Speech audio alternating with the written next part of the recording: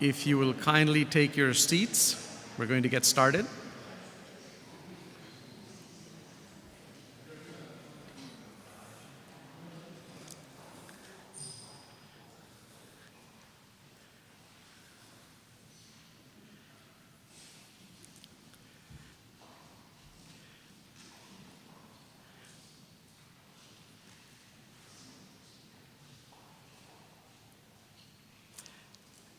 All right, well, good afternoon, everyone. I'm Mahan Mirza, the Executive Director of the Ansari Institute for Global Engagement with Religion here at the Keough School, and I'm also a teaching professor of Islam and science. It is my pleasure to welcome you to today's conversation between religion journalist Emma Greene and religious freedom lawyer Asma Uddin on her newly published and already award-winning book, The Politics of Vulnerability. We're pleased to be hosting this event in partnership with the Religious Liberty Initiative at the law school. And before I turn it over to Professor Stephanie Barclay, who heads that initiative, to introduce the panel, let me take this opportunity to congratulate her and the law school for a very successful and impressive inaugural summit of the Religious Liberty Initiative yesterday and today. This panel is part of that summit. I had the opportunity to listen to and to interact with Asma Uddin yesterday, and so let me tell you, you are in for a very exciting hour. I'd also like to acknowledge the presence over here of Dean Marcus Cole of the law school. Thank you for joining us. And we have some distinguished guests from the community. I'd like to acknowledge John Pinter, who's the Executive Director of the United Religious Communities of St. Joseph County.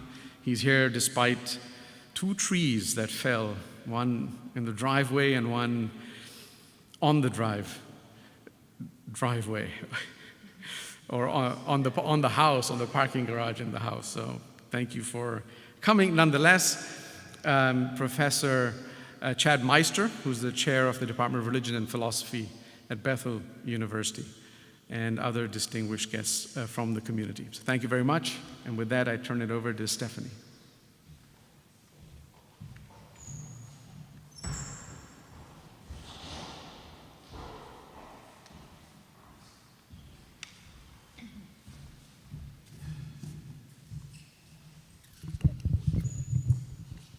Welcome. It's a privilege to be here with you all, and thank you for the kind introduction, Mahan, and your words about our Religious Liberty Summit. We appreciated you co-sponsoring and everything that the Ansari Institute has done to support this work.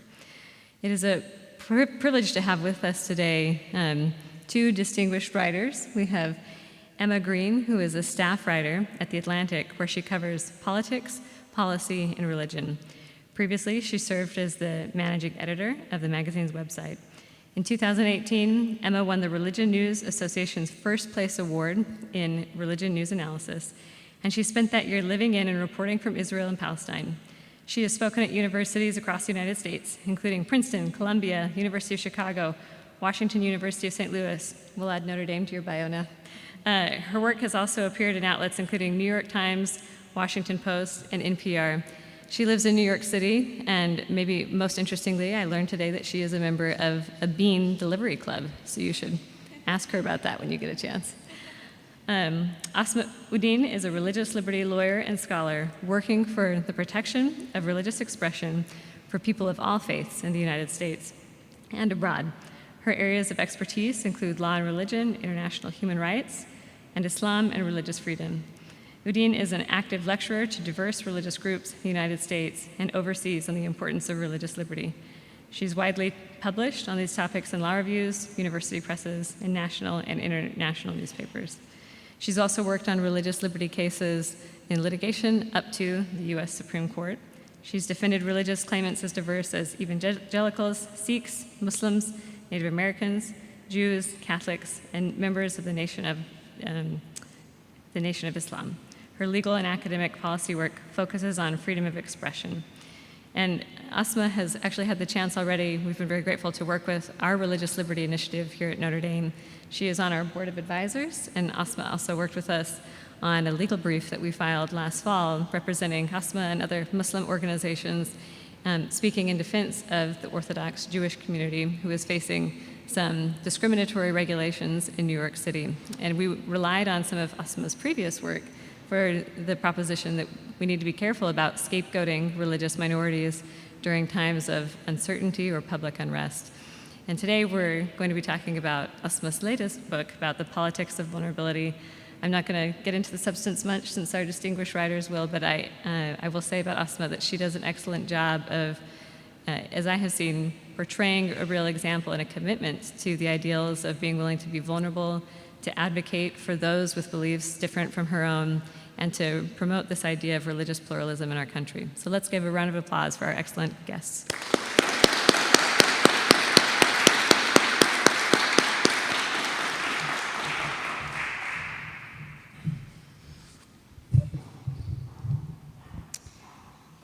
Thank you, Mahan and Stephanie, the Ansari Institute, and the Notre Religious Liberty Initiative for organizing this conversation. To understand the book that we're going to be talking about today, The Politics of Vulnerability, you have to first understand the book that came before it. My first book came out in July 2019 and was titled, When Islam is Not a Religion. The title is based on a claim that I found was becoming increasingly common. And that claim is that Islam is not a religion. It is instead a dangerous political ideology. Therefore, Muslims don't have rights to religious freedom under the First Amendment. It's a claim made both in the courts of law and the courts of public opinion. Almost 1 in 5 Americans believe that under the US Constitution, American Muslims do not have the same rights as other American citizens. And Americans favor protecting religious liberty for Christians over other faith groups, ranking Muslims as the least deserving of that right. We saw this selective approach to rights on display during the 2016 presidential campaign, which was described by at least one Republican presidential candidate as the religious liberty election. Even as the 2016 presidential candidates were rallying for religious freedom on the campaign trail, they were proposing staunchly anti-Muslim measures. Trump promised to establish a database to track Muslims and suggested shutting down mosques. And Ted Cruz advocated for surveilling Muslim neighborhoods. Other presidential candidates chimed in too. Ben Carson declared that a Muslim absolutely could not be president, and Rick Santorum said the US Constitution does not protect Muslims because Islam, quote, is different from Christianity, end quote. One BuzzFeed report found that since 2015, Republican officials in 49 states have publicly attacked Islam, some even questioning its legitimacy as a religion. A South Dakota state senator who was then running for the US House questioned in an official press release whether the First Amendment applies to Muslims. A Republican congressman from Georgia wrote in 2012 that, quote, Islam would not qualify for First Amendment protection since it's a geopolitical system. In July 2019, the founder of the Western Conservative Summit and a former Colorado Senate president stood on the summit stage under a banner proclaiming the importance of religious liberty and said, the simplistic approach of simply granting unconditional freedom of religion to a religion that doesn't believe in freedom, and never doubt me, Islam does not, that approach is civilizational suicide, friends. A friend of mine who works with state legislatures to form bipartisan religious freedom caucuses affirms that BuzzFeed's findings reflect a general trend. He told me he estimates that approximately 5 to 10% of state lawmakers hold to some version of the Islam is not a religion belief. Now, my book, The When Islam is Not a Religion, also takes you through court cases at the US Supreme Court and in the lower courts where observers have noted a disparity in the treatment of Muslim claimants versus, for example, Christian claimants. There's also empirical data bearing out this point. Perhaps the most egregious example of this is a 2010 case challenging a county approval of building plans for a mosque in Murfreesboro, Tennessee. According to the mosque opponents, Islam was not a religion, and therefore the mosque construction plans did not get to benefit from any of the county or federal laws that protect religious organizations. Beyond these examples, When Islam is Not a Religion also looks at other limits on religious freedom, not just for Muslims, but for religious minorities more broadly. I also spent my last chapter on today's culture wars, which have pitted religious freedom against sexual freedom. There, I assess how those culture wars intersect with Islamophobia. Now, when you get to that chapter, you'll learn that I have litigated and otherwise advocate in support of various conservative Christian claims to religious freedom. I was part of the legal team supporting Hobby Lobby in its case at the US Supreme Court. For those of you who don't know what that case was about, it involved the Hobby Lobby craft stores owned by a fundamentalist Protestant family that objected to covering 2 forms of contraception in the employee health insurance required by the Affordable Care Act.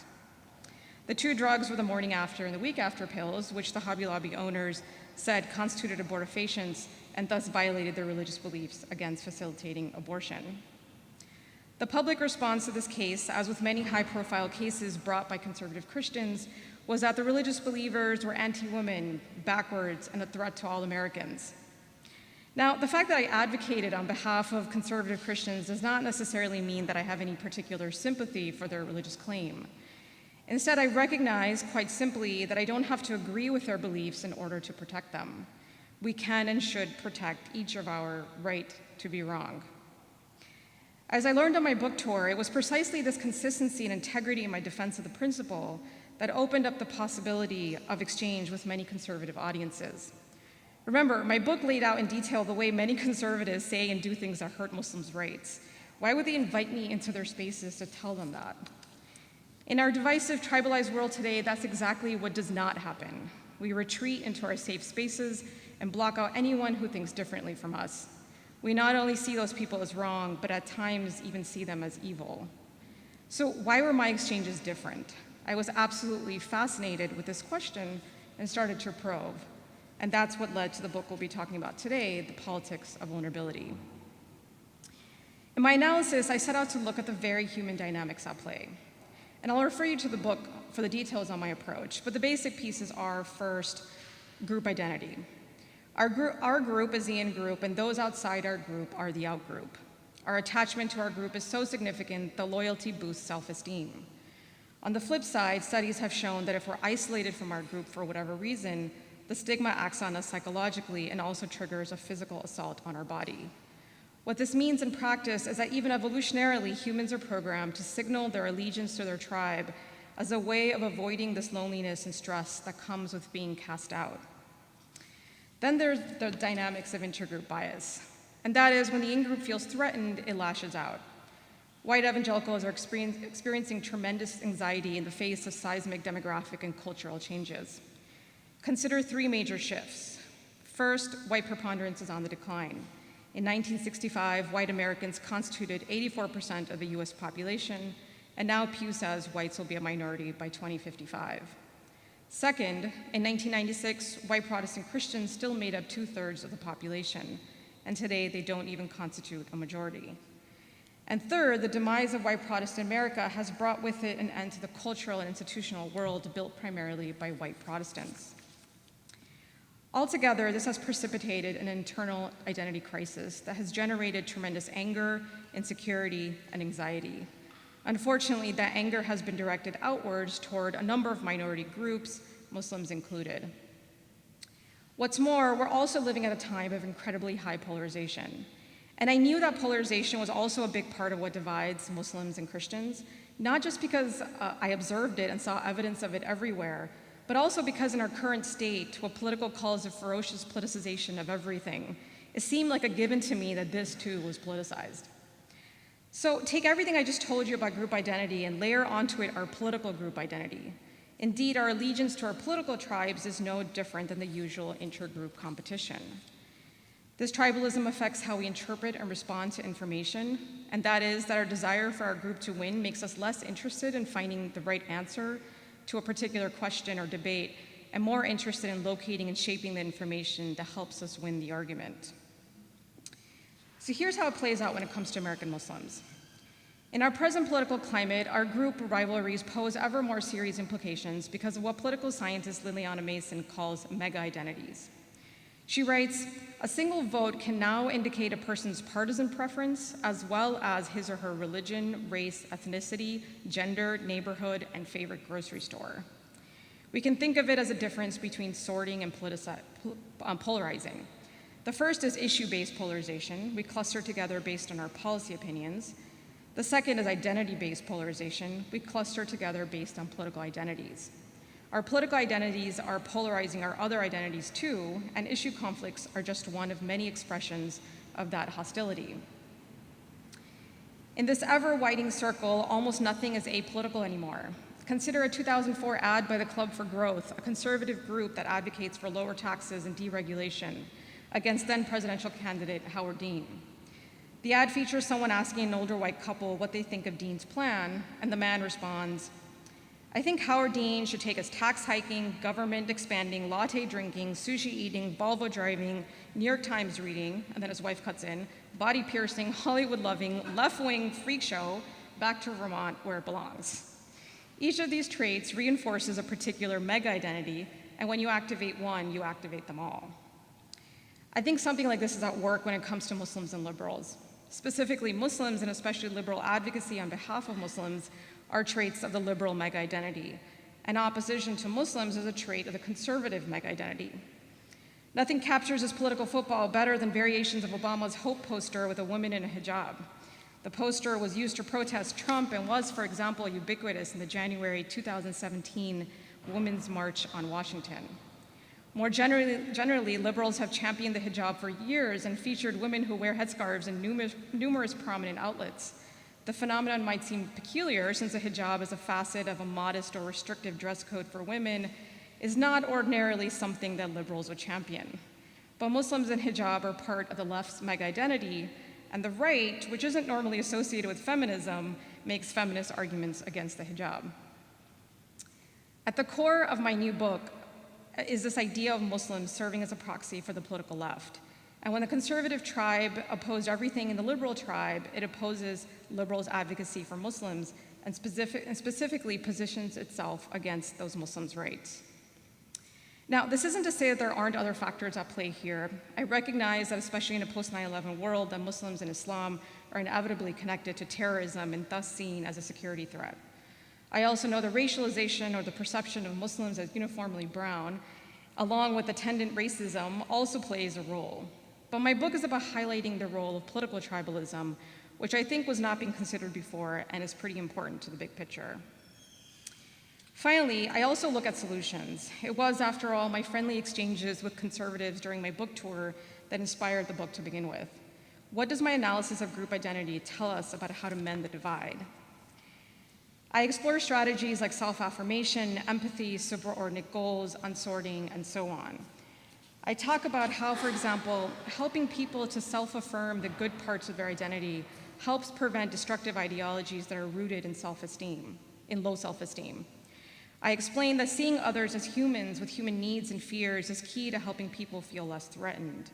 I talk about how groups that oppose each other can often work together if they have a goal that both are dedicated to, and I propose religious freedom as that goal. And finally, I emphasize intra-religious diversity that I think can help us unsort ourselves so that we're not lining up religious identification with particular political tribes. In the end, again, the premise of my approach is a realization that we're all human, and the more we can focus on that and not on presenting each other as a dehumanized evil other, the closer we can get to finding effective solutions. Thank you.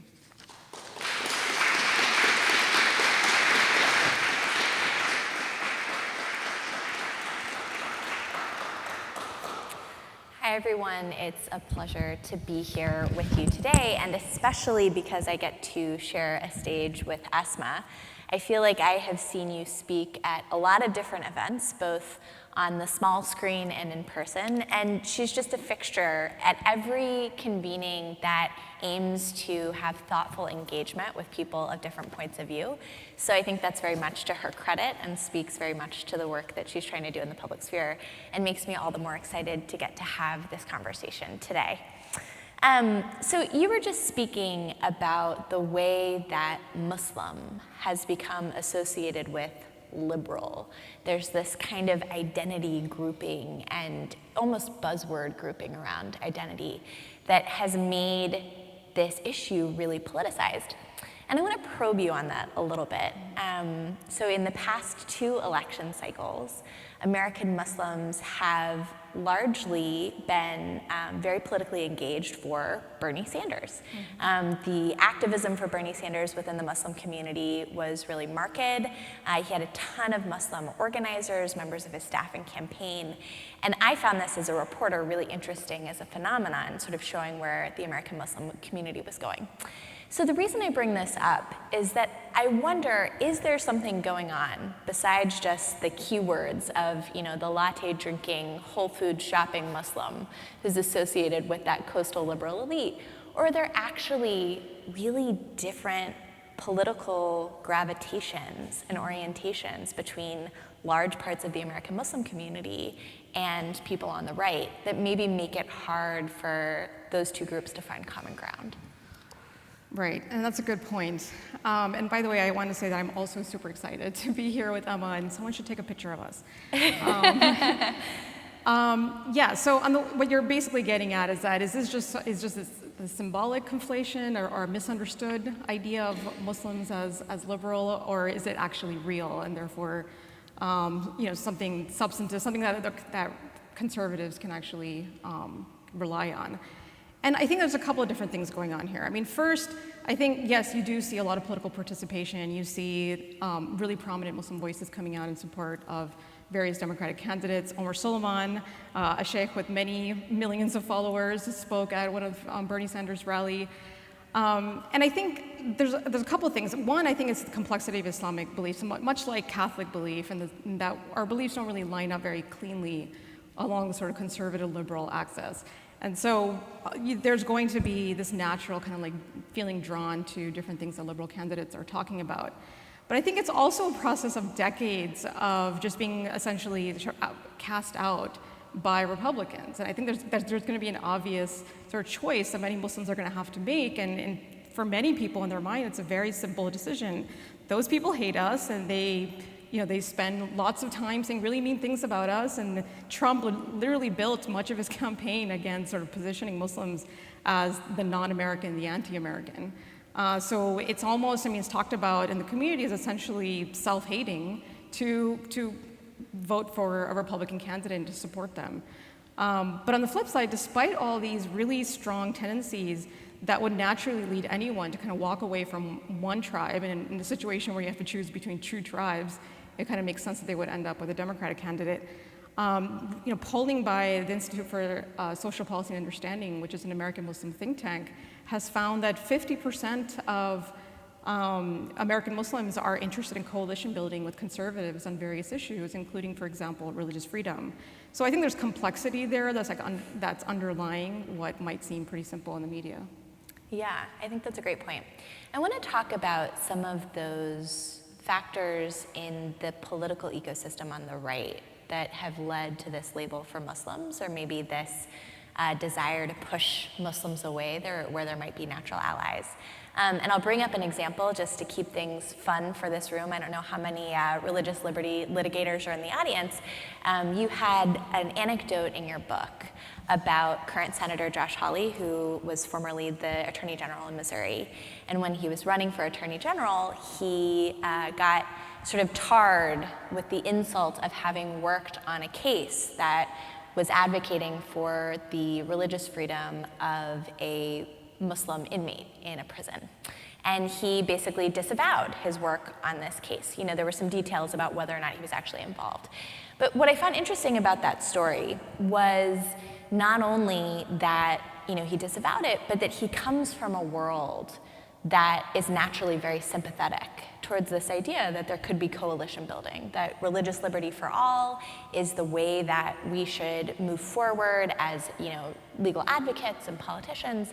And the fact that in a political sphere he felt like he had to kind of step away from that ethos spoke really loudly to me about that political environment that he was responding to. So I guess I wonder, do you think there's an appetite, as you were saying, among American Muslims for coalition building? Is there that same appetite among groups on the right to do coalition building in meaningful political ways with American Muslims?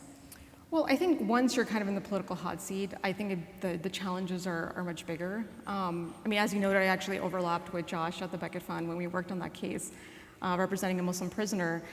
And something I talk about in the book, like both, yes, there's this phenomenon of Muslims being seen as, support for Muslims specifically being a sign of group disloyalty, right? So there's these really strong pulls in this sort of political and beyond sort of group dynamics that if you want to be accepted in the group, and as I talked about, there's very significant psychological and physical benefits to being accepted in your group, and as a politician, the benefits are even bigger. That one of the things you have to do is make sure that you're not sympathizing with Muslims, because that's essentially something that's a part of what Democrats do. And if Democrats do it, then Republicans can't do it. But what I talk about is also some of the more subtle dynamics that are happening that I also talk about in relation to this idea of religious freedom becoming a partisan tool, and the distinctions that I draw, for example, between Christian nationalists and conservative white evangelicals with whom I think bridge building is possible. And it's the way that people who might not believe a certain thing are sort of led to support what I call this phenomenon, the false enforcement of social norms. Even though we don't believe it, we feel pulled by this need, either by group dynamics or just because, again, we're sort of having to choose between two stark options, and this group is closer to what we believe in, so we're going to end up sort of enforcing what they're saying because that's just kind of what the options that we have. So there are these more sort of nuanced, social psychological phenomena that are happening that I think are important to point out.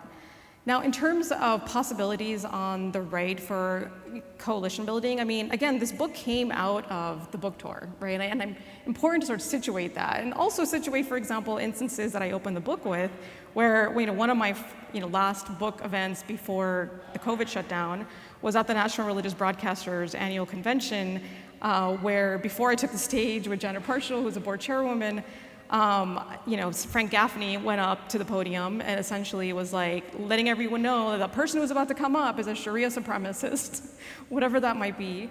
And I encourage all of you to not give her a platform, which to me, I didn't really understand how to interpret that and how the audience would react to that. But then Janet Parshall, who has incredible pull in this crowd, has a major public profile, took the opportunity to explicitly condemn what Frank had just done. Security ushered him out, apologized, publicly to me, and then the response that I got.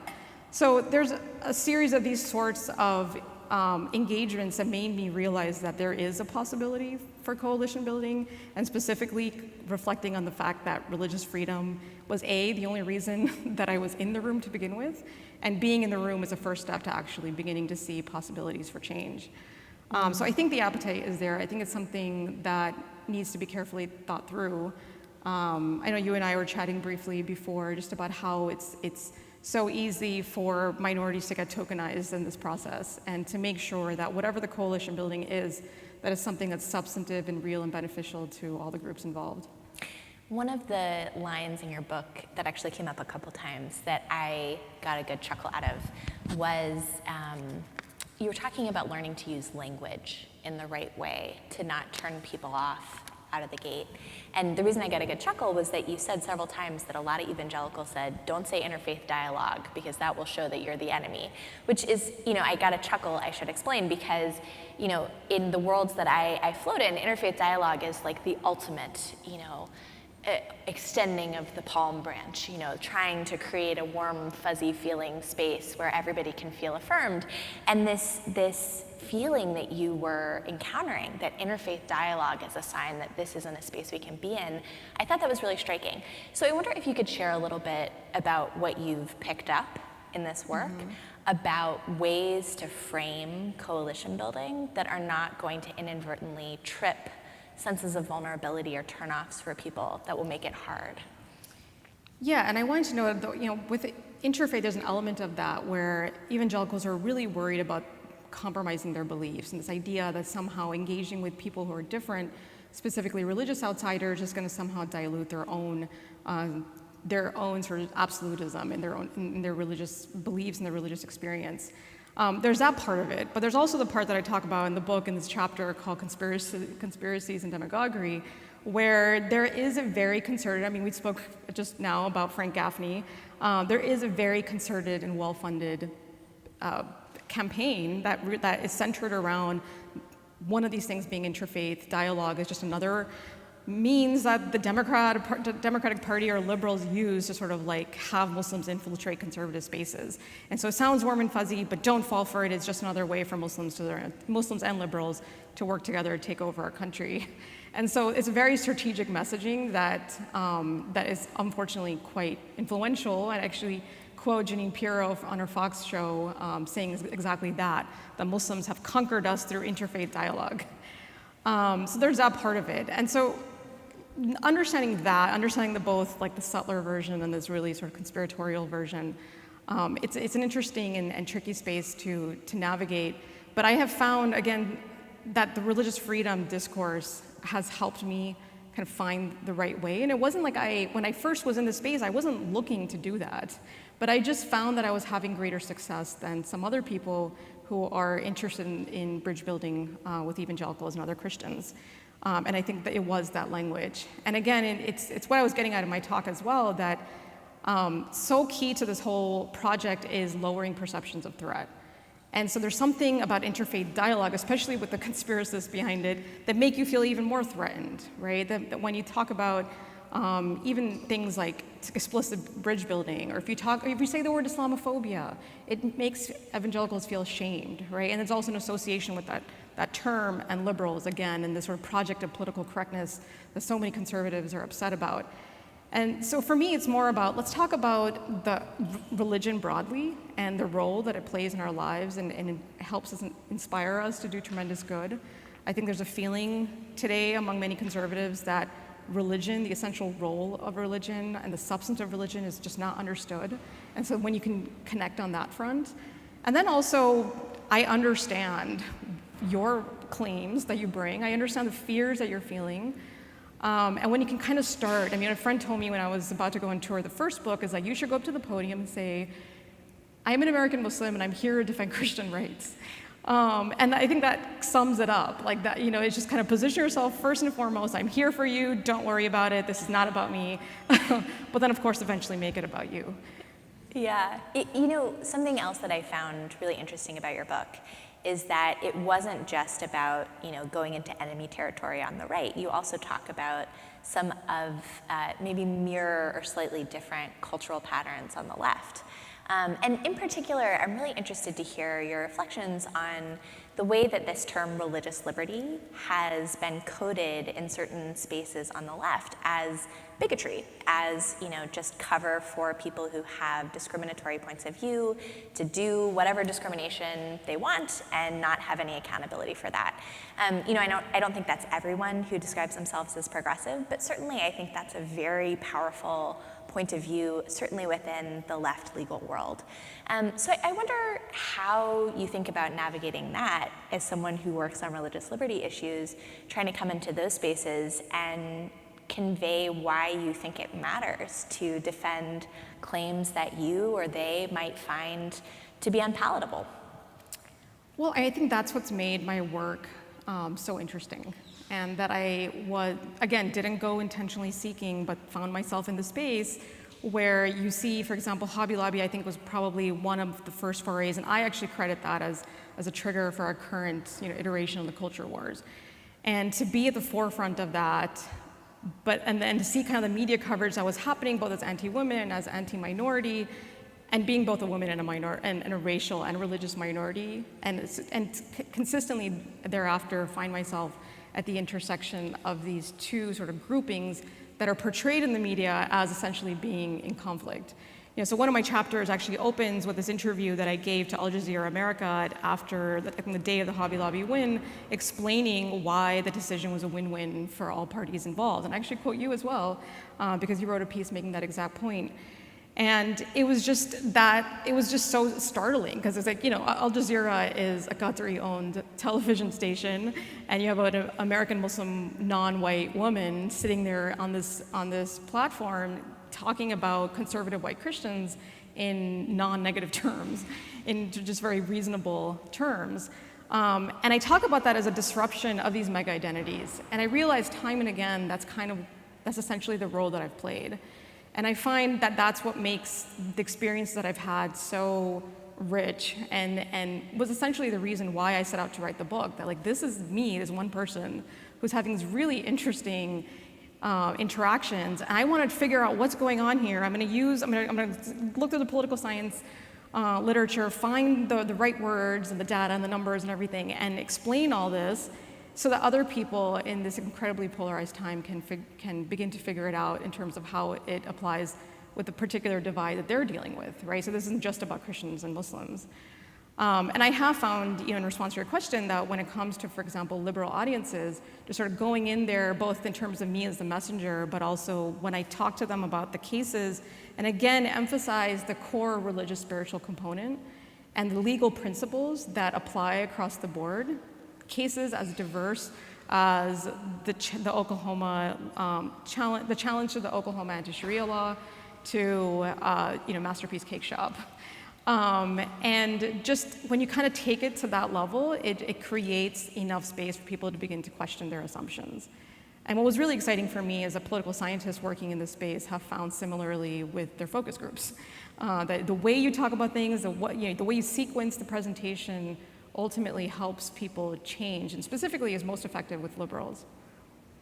That's really interesting. I want to give the cynic's rendition of what you're talking about here, because I think it's really important. We're in this time in our country, which I think everyone can agree is really acrimonious. Politics have become very acrimonious. The culture wars feel very present. And, it's a hard time to be an advocate for, let's all hold hands and get along and just understand each other.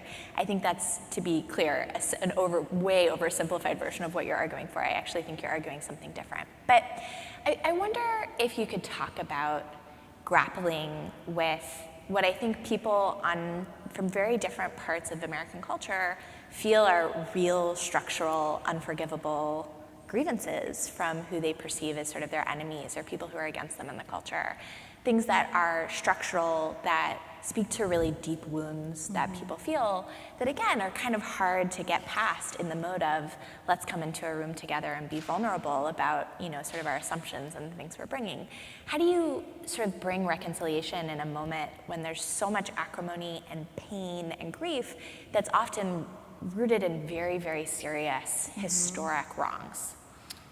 Yeah, and I was really cognizant of that. And there was this one book review that kind of asked the same question, that like the sociological analysis is on point, but how does this account for real sort of differences of privilege and oppression and sort of those dynamics?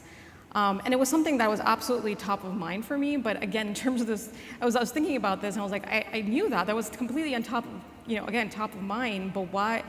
But I was also careful, going back to this question of language, not to use certain terms. Like I think I actually put, implicit bias, and then I deleted it, and the questions of privilege and so on, because there are just certain terms that immediately turn off a conservative reader. And so I have to be, I think in my first book I had put microaggression, and then I deleted it and put intentional, small acts of intentional, hurt. And so it's part of that I guess I didn't use the terms exactly explicitly, and then that sometimes gets taken as that maybe the person isn't aware of that. Even though I do note, I have a discussion in there, for example, that there are feelings of vulnerability among white conservative Christians, and that they often get in the way. That creates a sense of sort of defense, that they are just unable to almost understand the feelings of hurt of others. And by acknowledging their vulnerability, by no means am I saying that what Muslims are going through is at the same level. What I'm saying is certainly the degree of sort of urgency and seriousness that Muslims and other minorities are facing is of a much higher degree. But I focus, for example, on this entire chapter dedicated to competing victimhood, because I saw time and again that if you emphasize, no matter how much you emphasize certain points of feelings of, actual experiences of oppression, unless you first acknowledge what they're feeling and understand it as legitimate, there's no point in talking about all of that. And so I set up the book as like, I understand, I acknowledge, but then I'm going to turn this around and I'm going to ask you now that I've created a soft space for hard conversations to understand what the American Muslim community is dealing with. So I'm not shying away from that. I'm absolutely first creating the space. And it's hard, and I was a little bit nervous like writing this because I didn't know how it would be received. It's not a particularly popular take or approach, but I was pleasantly surprised, not in any way to equate myself, but Ezra Klein of the New York Times recently did a podcast interview with former President Obama, and it was so amazing the way that Obama and the way that he thinks is so, it was just like a lot of the things he was saying was the same thing I feel like I was saying. First he talks about how he has like the temperament to just not get angry. And it's interesting because many people have said that to me. Like I will be at book discussions and people will get up and essentially, ask about Islam oppressing women and all kinds of other things about my religion. And it's just like, stay even keeled, don't get upset, just answer the question and engage with the person as a person. So I think temperament is huge. And this is all part of what Ezra calls Obama's politics of persuasion. Second, Obama says that it's a function of his biography. He's like, I've lived in all these different parts of the world, and I am, he's a black man with a white mom, having lived in, Indonesia and Kenya and so on. And it's, as I also think of this as a function of my biography, as being an American Muslim who grew up in this country with all kinds of sort of things that I had to deal with even as a kid and sort of have to navigate and find space for people to understand each other. And then, of course, my professional experiences. But there's also an understanding that there's plenty of space for that, and it's all geared toward we want to protect this marginalized minority, right? And so when I start this and I root this in my work on when Islam is not a religion, is to emphasize the fact that ultimately the goal here is to protect marginalized minorities. And I'm doing all this, including biting my tongue in many cases, for that ultimate goal. Yeah. Well, I think the clear indication here is that President Obama has been cribbing from your book. So now we know that this is a real sign of an influencer. I think we're going to take some audience questions. Would anybody like to ask Asma something? We ask that you speak in the microphone for the benefit of the online audience.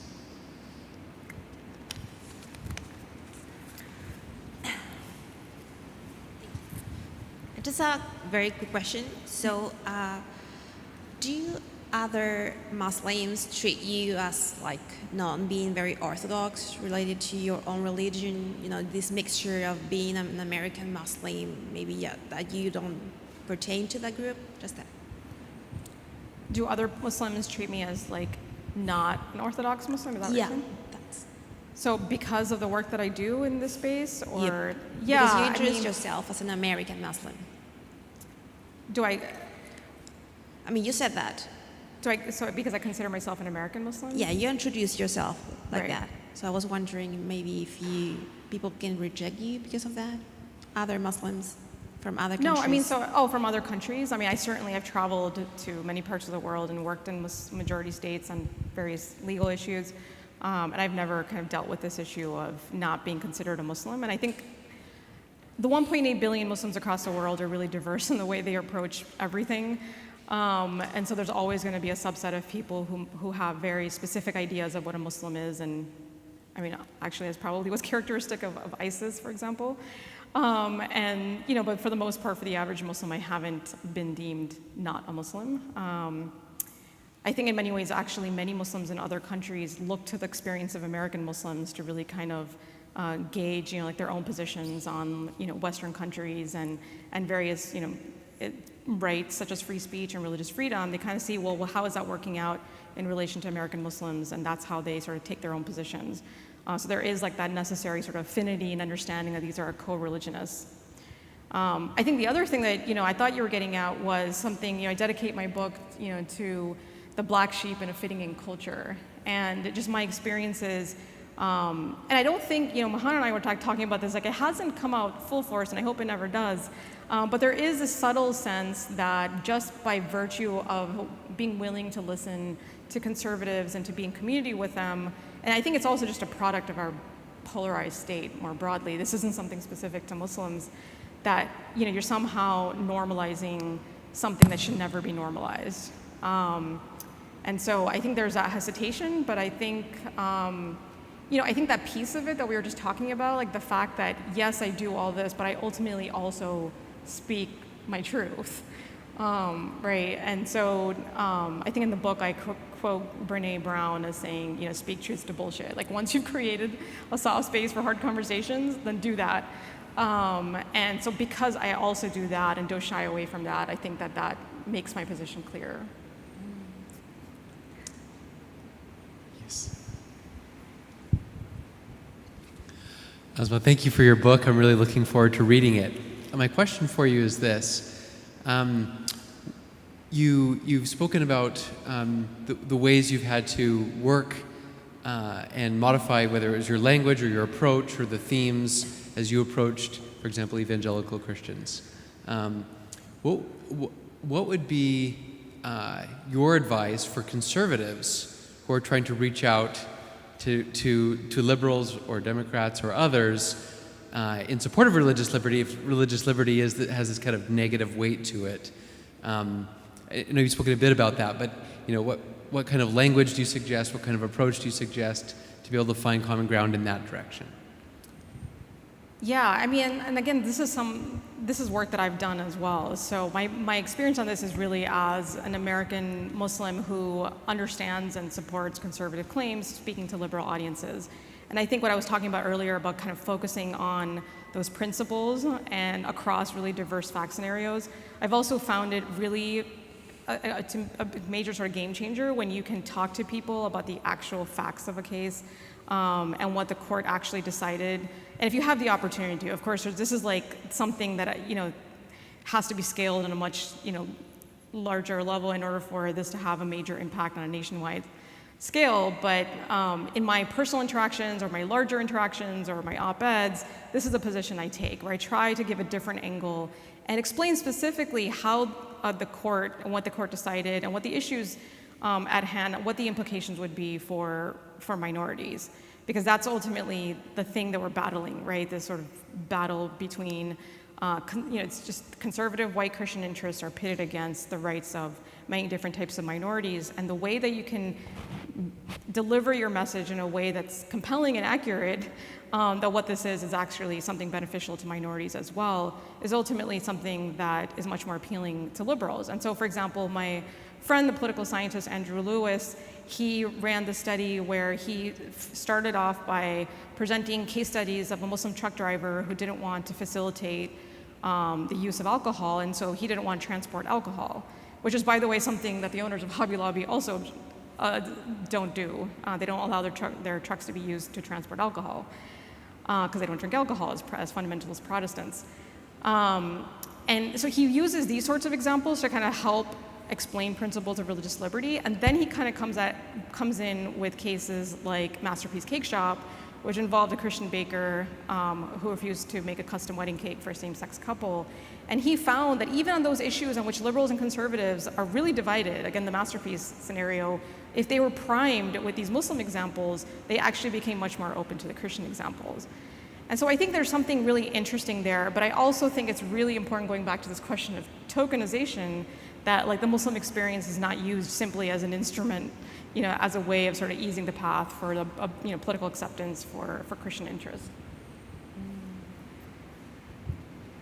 So I have a question for both of you. Asma, in a lot of your work, I mean, this book is an example of it, but more broadly than that, you have a real knack for speaking to varied audiences and helping them sometimes see how issues that they might think don't politically align are actually in their interests, and sort of taking things and decontextualizing it and helping them understand why maybe they should look at things differently. And Emma, you're so good at taking issues that some audiences think are black and white, cut and dry, and they're just polar ends of an issue, and highlighting a lot of the nuance and the gray in between. And I think that, both of these sorts of techniques are relevant to helping people maybe question some deep-seated assumptions they have more empathy, look at different points of view. And so I'd love to hear from both of you is your just maybe advice to the audience. How can we, in discussions with things that seem to bring up intractable conflicts or polar opposite perspectives, try and engage with others in this way where we can have more empathy, have more nuance, and help maybe think about things from a different perspective?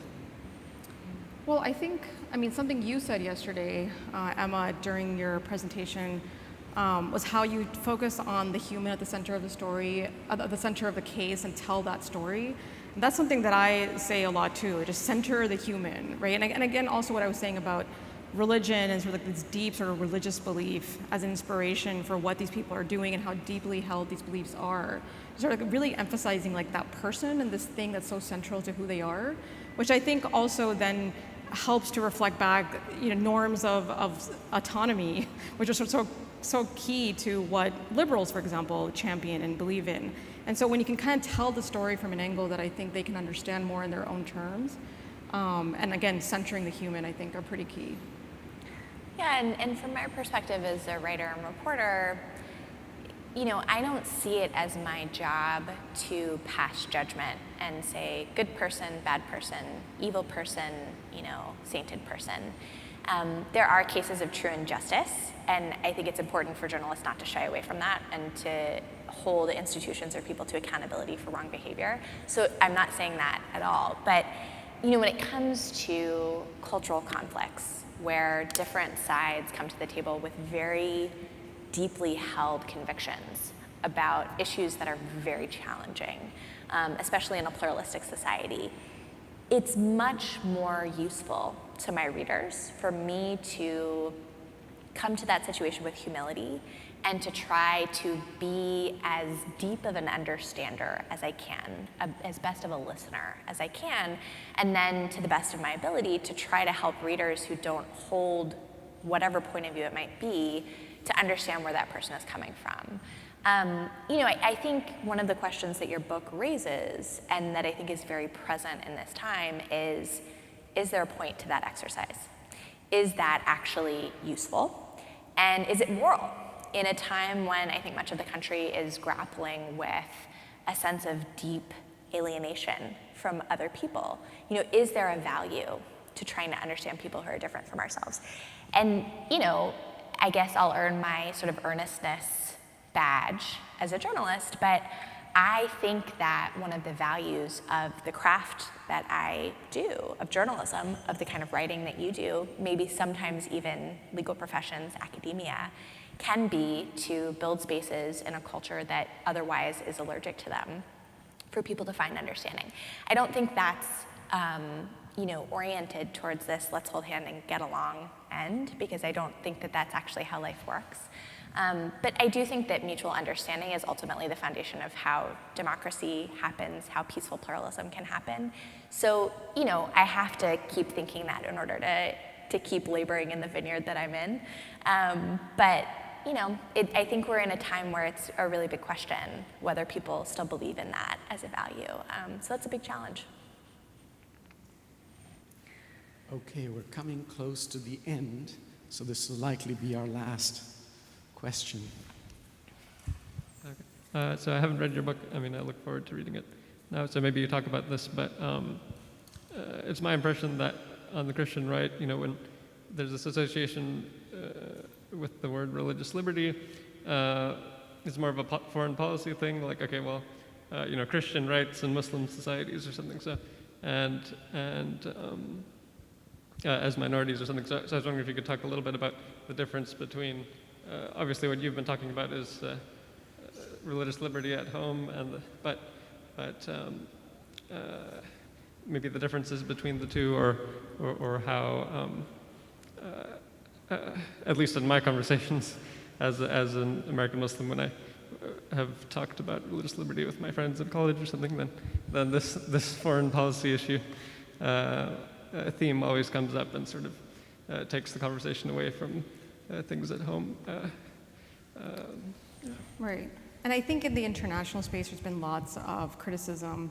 There's even been a lawsuit of a Muslim woman who worked at the offices of the U.S. Commission on International Religious Freedom, where she felt that she was unfairly discriminated against, and her contract was ended specifically because she was a Muslim. And so there's been lots there in terms of how U.S. sort of positioning on religious freedom is very much attuned to the interests and the rights of Christians above and beyond any other religious groups.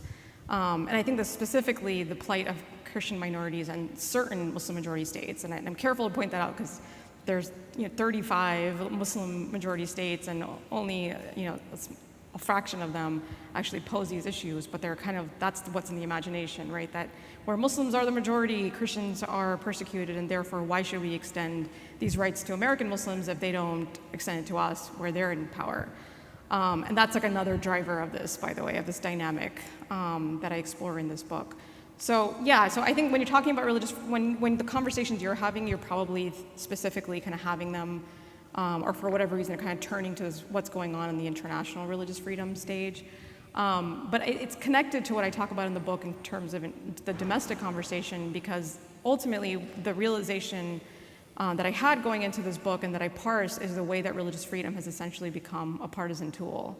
And so in the space where conservatives are feeling a deep sense of anxiety and vulnerability, religious freedom has become that symbol that protects all the different things that they think are under attack. And again, because of that political tribalism and the positioning against Muslims as aspects of liberal mega-identity, the way that it works out is that in order to protect these rights for us, in order to protect the America that we remember, in which we were flourishing, it necessarily also involves taking away the rights of religious minorities, but specifically Muslims. Somehow those two things are in tension, which then explains the type of hypocrisy that I was talking about in my earlier remarks, where you can be then a presidential candidate who on the campaign trail says that this is a religious liberty election, it's all about each of us proving how dedicated we are to religious liberty, and then in the same breath say we should close down all mosques and ban Muslims from this country. It just somehow, that logic is what's going on there. Well, I think that's it for our panel, The Politics of Vulnerability. There are some copies floating around. I'm sure that Asma wouldn't mind if you got some copies on Amazon or wherever you prefer to buy your books. So go do that too. And let's all thank Asma for being here with us.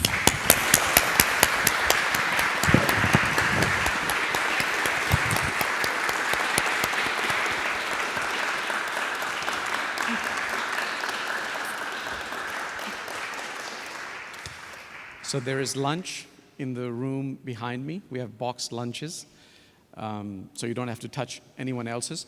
Some people have requested special meals, so if you've done that, or if you've not done that, please make sure to pick up what you asked for so you don't deprive someone else of their lunch.